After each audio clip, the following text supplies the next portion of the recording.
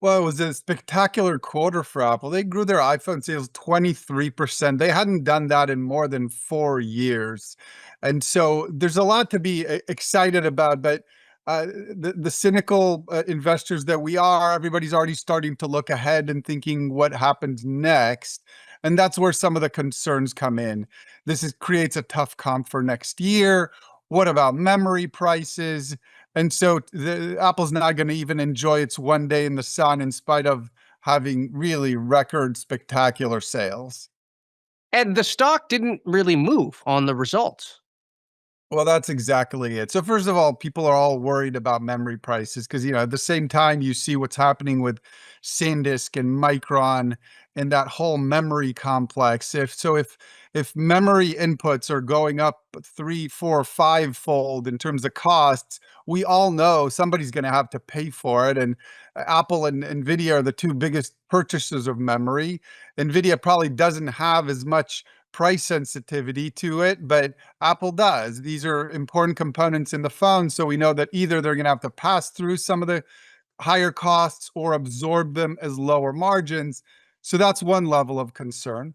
The other level of concern is that the best year to have a good year is to have an easy comp. That's what we had this year. And the best way to have a tough year is to have a tough comp, which is what we're going to have next year. So, starting in the second half of this year, towards the end of this year, we're going to have, if iPhone 18 doesn't have something spectacular in it, it's probably going to decline year over year. Now investors are starting to think about that. So yes, this is a great year, but that means there's a lot of people with a new phone that are not buying a new phone next year. And as they report that, would bring the stock down. So I think that's why the stock is not really going up today. What are the root causes of the memory crunch that we're seeing right now? The great data center build out. We are, and just the chip design by Nvidia, the way we're using inference through reasoning and agentic workflows is demanding so much more memory than we used to. And these companies are trying to expand supply, but they can't possibly do it fast enough to meet the great data center build out by Microsoft, Amazon, Google, and all these fly-by-night neo clouds that are buying as many Nvidia chips as they can. Those Nvidia chips come packaged with a lot of memory, and there just wasn't enough memory out there. And again, those memory chips also go into all the handsets and computers that we use. They go into cars and other industrial devices. They're used to much more steady supply, much more steady cycles of supply and demand. This is so beyond anything they've ever seen that they're struggling to meet demand, which is why prices, it's a commodity. If the demand exceeds supply, prices keep going up, and they're going up exponentially right now. And so are you expecting iPhone prices to go up then in the coming months or years?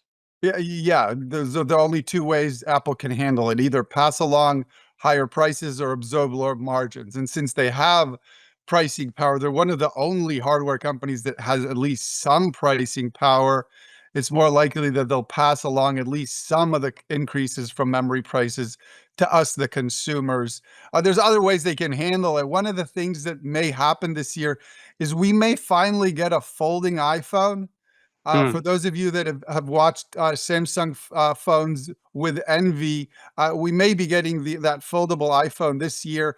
That's another way for them to increase prices, because that phone's going to come in at least $1,500, maybe $2,000 for the price point, which will help raise the overall price point for iPhone, and again help absorb that increased cost from memory. I want to go back to something that you mentioned. You talked about Nvidia being not as price sensitive as Apple, other than the fact that it's a B2B business and Nvidia is mostly selling not to consumers, but to other businesses. Is the margin bigger? Why is it that Nvidia, you think, has a little more room? The portion of the cost of an NVIDIA server from memory is just much smaller, right? Hmm. It's the you know when you buy from Nvidia, if you're a data center, if you're Microsoft, Amazon, Google buying from Nvidia, you're buying like a $3 or $4 million server with 72 different GPUs in it.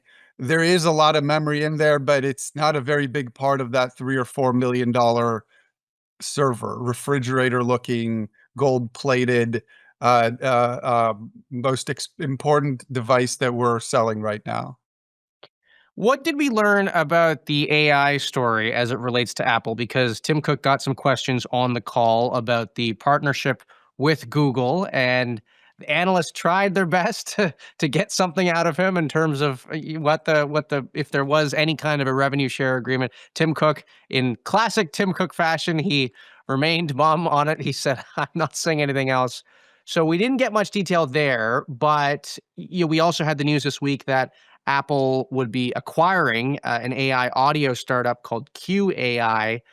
Taken together, I mean, what did we learn this week about Apple's pursuits in AI and how well it's going? Siri has to get a lot better.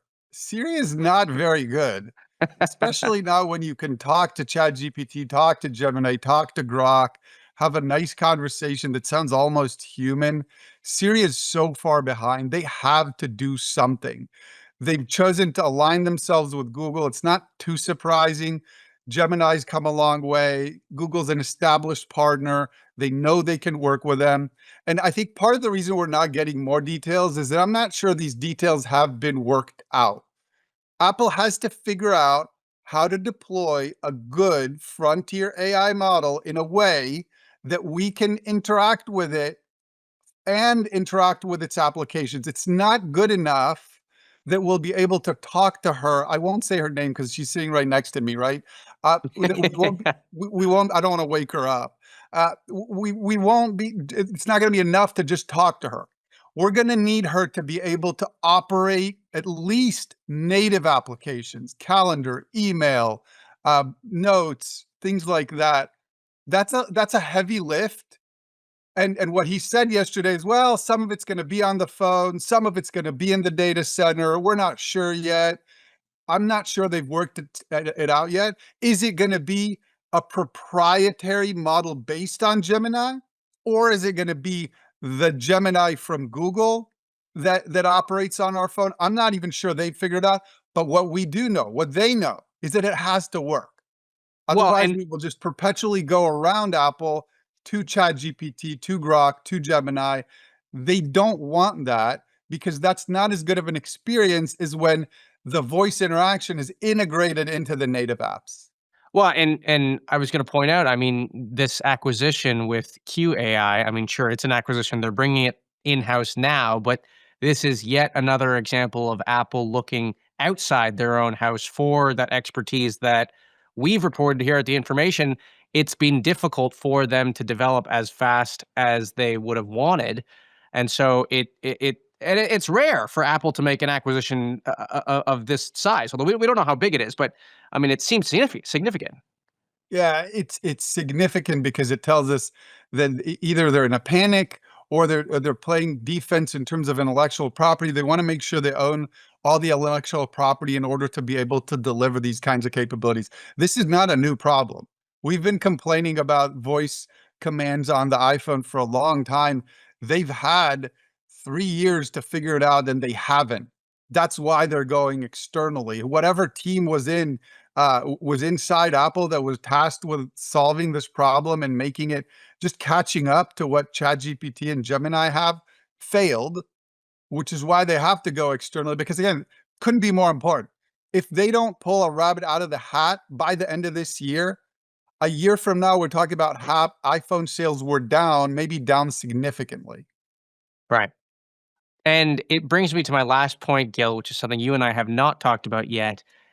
Apple is in this moment with AI. Tim Cook's still got a lot to figure out. And yet we are hearing talks about succession plans and who the next CEO of Apple might be. And there's no indication that Tim Cook is looking to step down anytime soon. But during our conversation just now, I've been thinking about how I think Tim Cook's going to want to see the AI story through a little bit further before he hands over the reins.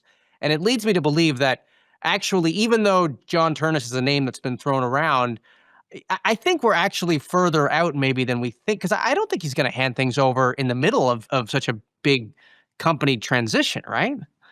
Probably not of his own will, right? There's probably an inclination to want to leave on top.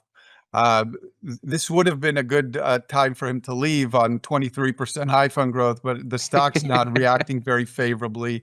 So yeah, maybe they need to give us some better answers on AI, have another good year, and maybe then he can ride into the sunset, because it doesn't look like that's happening right now. Great. Well, Gil, I want to thank you for coming on. That is Gil Luria from DA Davidson here on TI TV.